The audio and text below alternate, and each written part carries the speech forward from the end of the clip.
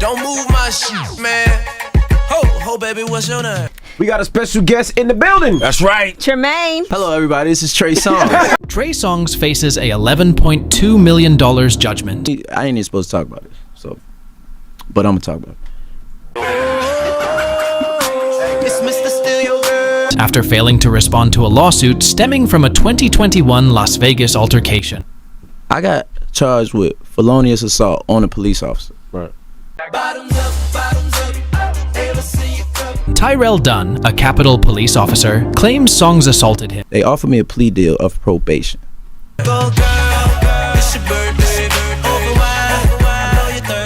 After Dunn's wife allegedly endured mistreatment in the singer's hotel room. No, but if it's such a charge of felonious assault, why is it dropped to probation? Why is it just probation?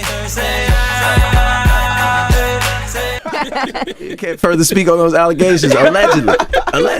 And I wish we never did it. You know, sometimes you just don't want to play with that court system. Tonight we'll be making love. That's definitely right, but I'm not gonna do that just because I didn't do nothing. Right.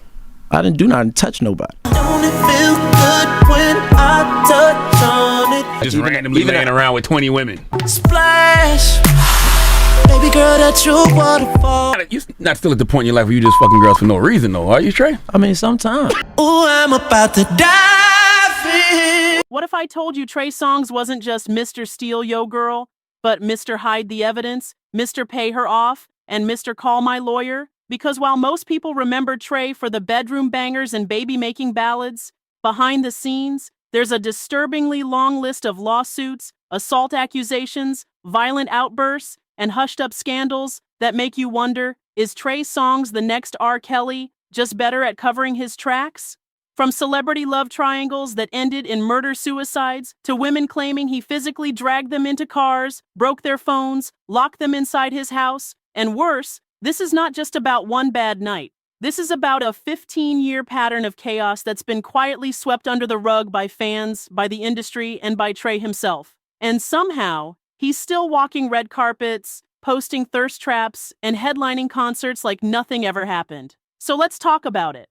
Let's talk about the real Trey Songz. Because behind the smile, behind the slow jams, and behind the Instagram filters, there's a storm of lawsuits, secrets, and skeletons the industry does not want you to remember. And once you see the timeline, you'll never hear Say Ah the same way again. Trey Songz was packaged like a fantasy. He wasn't just talented, he was safe. Or so we thought. He sang like Keith Sweat, looked like a Calvin Klein model, and spoke like a church boy raised right by his mama. He told us he was raised by strong women, that he learned how to treat ladies by watching his grandmother never let a man walk through a door before her. Oh, sweet, right? A little too sweet, because the real story is much messier than the one Trey's team sold us. Tremaine Neverson grew up bouncing from city to city, the child of a military mom. No stable hometown, no consistent father figure. And according to Trey himself, it taught him how to form relationships fast and drop people even faster. Love hard, leave harder.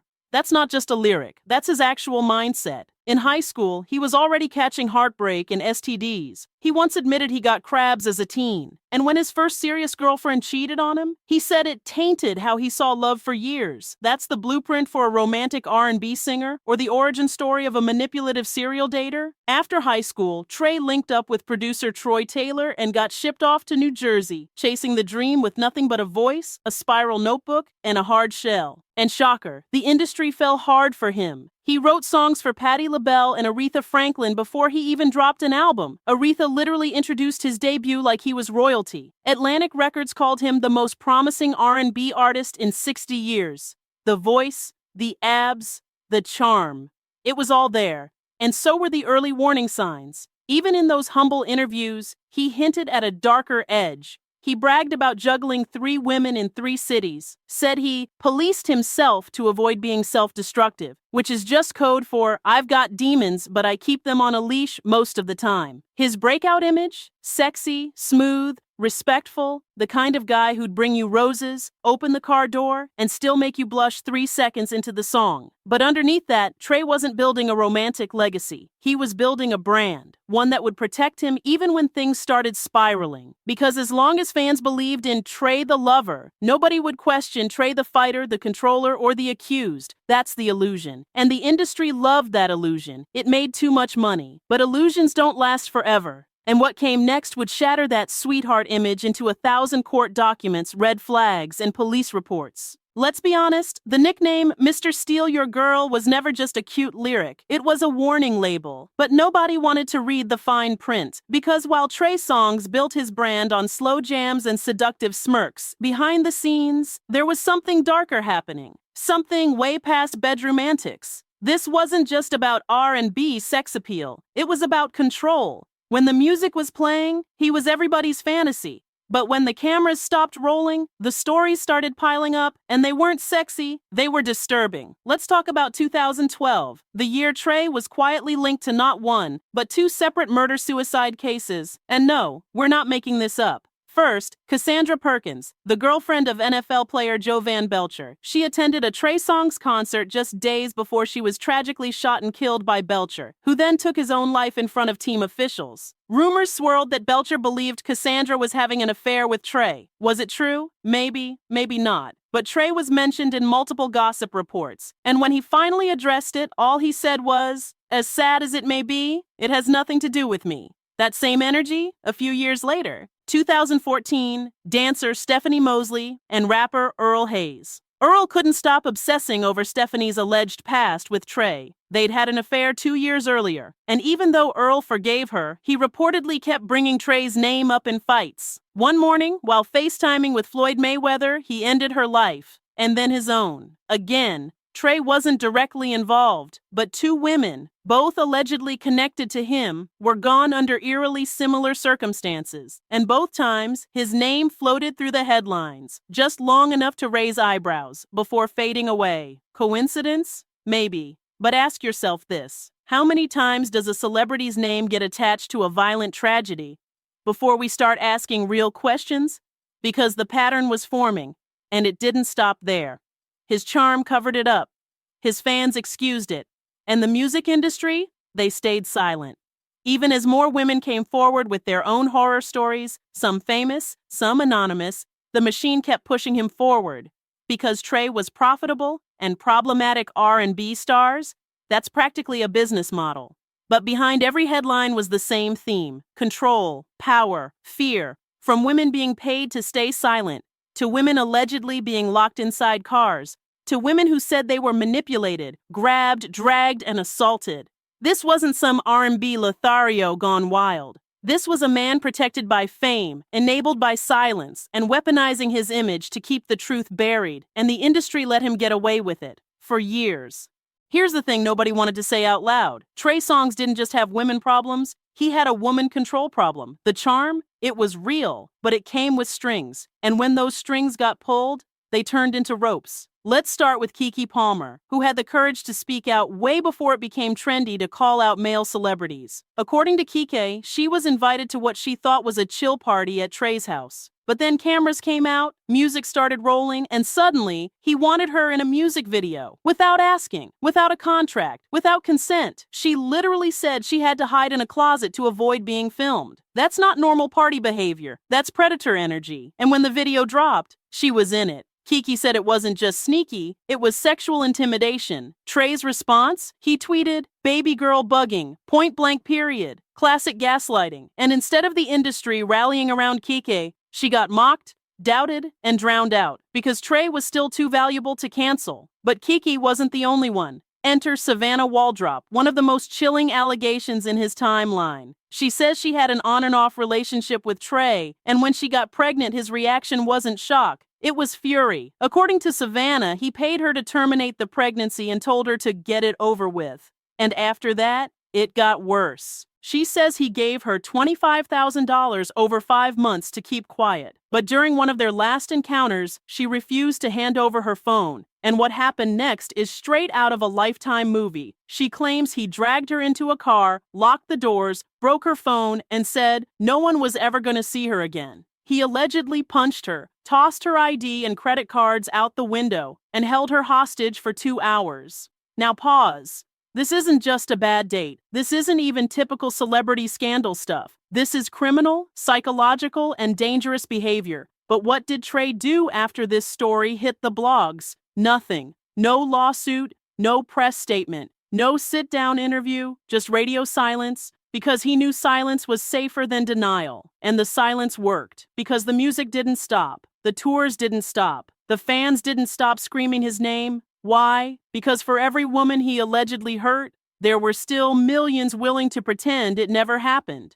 And Trey knew it. He counted on it. That's the darkest part. He didn't just control women behind closed doors. He controlled the narrative. He weaponized his status, his fan base, and his fame to drown out accusations, delay lawsuits, and discredit anyone who dared speak up. But as we'll see next, the law eventually came knocking. And when it did, the skeletons didn't just fall out, they came crashing down. If Trey's personal life was a storm, then 2016 was when the lightning finally hit the courthouse. By this point, Trey had already been slapped with gossip, rumors, and accusations. But now, the law was catching up, and it had receipts. Let's start with the infamous Detroit concert meltdown in December 2016. Trey was performing at the Joe Louis Arena. Everything was cool, until his set ran too long. The venue cut his mic. And that's when Mr. Steal Yo Girl turned into Mr. Smash Yo Venue. He dared them to shut him down. And when they did, he snapped. According to police, he started throwing equipment, wrecking the stage, and even tossing things into the crowd. A police officer trying to stop him hit in the head with a mic stand and sent to the hospital. Trey got arrested and posed for what would become one of the most legendary mugshots in music, flipping the bird straight to the camera. He was charged with assaulting a police officer and aggravated destruction of property. Eventually, he pleaded guilty to disturbing the peace. The result? 18 months probation, anger management, drug tests, restitution. But this wasn't a wake-up call. It was just Act 1. Because by 2017, the lawsuits started snowballing. A woman in Philadelphia sued Trey for $50,000 after he allegedly smacked a phone out of her hand and caused her glasses to shatter into her face. She wasn't even being aggressive. She was just trying to take a picture in a VIP section. The kicker? Her cousin also filed suit, claiming emotional trauma and disfigurement. The same year, during NBA All-Star Weekend, a woman claimed Trey assaulted her at a Hollywood Hills party because she was talking to another man. She said he got aggressive, grabbed her, threw both her phones off a hill, and left her injured. Trey turned himself in, paid bond, claimed he was innocent, criminal charges dropped, but the civil lawsuit still pending. And this is the pattern. Criminal cases get dropped, civil suits get settled, silence follows. And that silence, it's usually paid for. By 2021,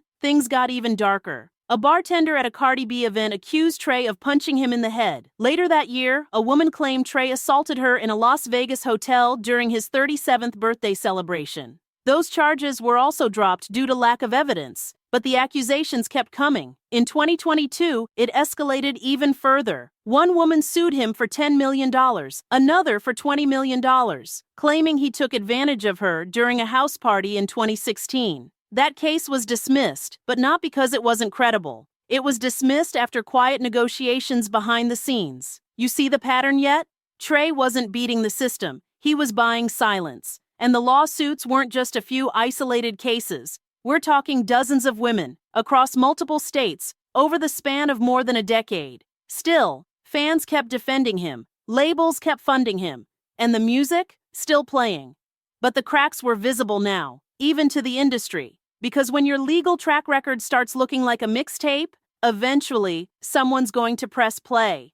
Let's be real, Trey Songz didn't get away with all of this by himself. He had help, a lot of help. Because if you're wondering how a man can be linked to multiple assault cases, lawsuits, celebrity scandals, and still drop albums, tour the world, and collaborate with A-list artists, you're not crazy. You're just finally seeing how the music industry works. See, Trey wasn't just some rogue R&B singer spiraling out of control. He was an investment to labels, to streaming platforms, to brands. He was a product. And when a product is still profitable, nobody wants to pull it off the shelf. That's why even after being accused of physical violence, intimidation, and worse, he was still working with Nicki Minaj, 2 Chainz, and Fabulous, still getting spins on the radio, still being promoted by Atlantic Records. No one dared to step in, because doing so would mean admitting the truth, that they knew, and they chose to ignore it. Let's go back to the Keke Palmer incident. She risked her entire reputation by speaking out. And how did the industry react? They gaslit her, ignored her, and kept doing business with Trey. No network blacklists, no tour cancellations, no apologies. Same with Selena Powell, Corin Steffens, and others who shared disturbing stories, from being urinated on without consent, to getting their phones thrown off balconies, to being coerced into silence. The industry response? Crickets. Why? Because protecting Trey meant protecting money, protecting chart toppers, protecting sponsors, protecting egos. And let's not forget, R&B has a long history of looking the other way. R. Kelly, Chris Brown, Usher. The moment someone becomes a household name, their bad behavior becomes just another PR issue to manage, even when that PR issue is multiple women saying the same terrifying thing. The unspoken rule? If the music still slaps, the accusations don't stick. And the fans? They played their part too, defending him in comment sections, dismissing the accusers as clout chasers, blaming women for putting themselves in those situations, turning court cases into memes. Because for a lot of people, Trey Songz wasn't a man. He was a fantasy. And fantasies don't do hard time. But here's the problem with fantasies. They fade. And even if the label won't cancel him, even if the radio won't stop playing him, even if the courts won't convict him, the internet doesn't forget, and every new accusation becomes another nail in the coffin of his legacy. Because eventually, even the industry has to ask, is he still worth protecting? When the label stayed silent, when the media looked the other way, when the court said, not enough evidence, the internet remembered, and it never stopped talking. Because while Trey Songz was out here throwing money at strip clubs and flashing smiles on red carpets, Twitter, YouTube, Reddit, and TikTok were building a digital receipts folder so big it could crash his whole brand. Let's start with the Selena Powell saga, because when the self-proclaimed Black Widow of hip-hop calls you out, it usually goes viral. On a podcast, she and her friend Eliza didn't hold back. They claimed Trey coerced them into uncomfortable situations, took their phones, and allegedly urinated on Eliza without her consent. Yeah,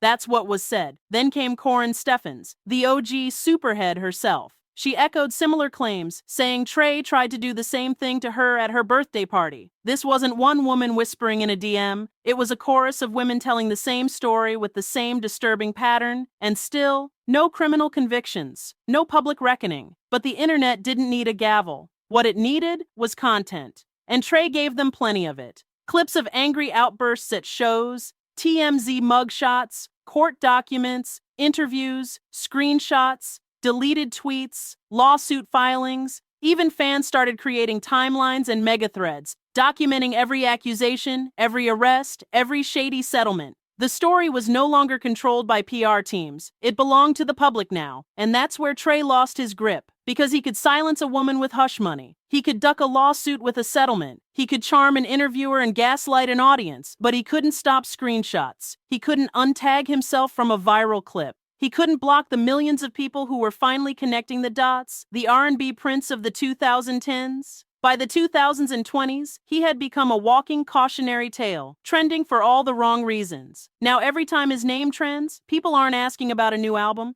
They're asking, what did he do this time? Because that's the new legacy. Not the music, not the hits, not the abs, the Google search results. Trey Songz might have escaped the courtroom, but he couldn't escape the comments section. And in this digital era, that's where careers really die. So here's the question nobody wants to ask out loud. Is Trey Songz a fallen icon or just a ticking time bomb the industry hasn't diffused yet? Because for over a decade, he was that guy. The voice, the absolute, the sex appeal, the smooth operator who could make you blush, swoon, and sing along in the same verse. Can't help but wait, say ah, bottoms up, neighbors know my name. These weren't just hits, they were cultural moments. But now, the culture's turned on him. The songs still play, but the vibe, uncomfortable. His estimated net worth is around $6 million. But let's be honest, that number's looking shaky when you're fighting lawsuits across state lines and reportedly paying women 5 figures to stay silent. And his image? It's in tatters. No label wants to be caught defending him. No A-list singer is rushing to collab. And fans who used to scream his name are now side-eyeing every headline, wondering, what's next? Because here's the thing about a man who dodges accountability for 15 years. Eventually, he runs out of hiding spots. The NDA money dries up, the public gets tired, and the stories start to feel a little too consistent. It's no longer, he said, she said. It's he said, she said, and she said, and she said, and the court filing said. And oh, the mugshot confirmed it. So what will Trey Songz be remembered for? The platinum plaques? Or the patterns of abuse? The chart toppers? Or the constant chaos? The loverboy image? Or the disturbing allegations that refuse to disappear? In a world where cancel culture is selective, Trey has somehow stayed in limbo. Not quite canceled, but definitely not celebrated. And maybe that's worse. Maybe being forgotten, being quietly phased out, is the real consequence. No headlines, no outrage, just silence. Because when even the scandal gets old, your relevance dies with it. So yeah, Trey Songz might have once been Mr. Steal Yo Girl, but now he's just another example of what happens when talent gets protected, victims get ignored, and the truth takes too long to matter. And that's the real legacy. If you enjoyed this video, make sure to subscribe for more deep dives into the scandals the industry wants you to forget. Drop a comment. Is Trey done for good? Or do you think there's a comeback waiting in the shadows? Because one thing's for sure, we're not forgetting, and we're definitely not forgiving.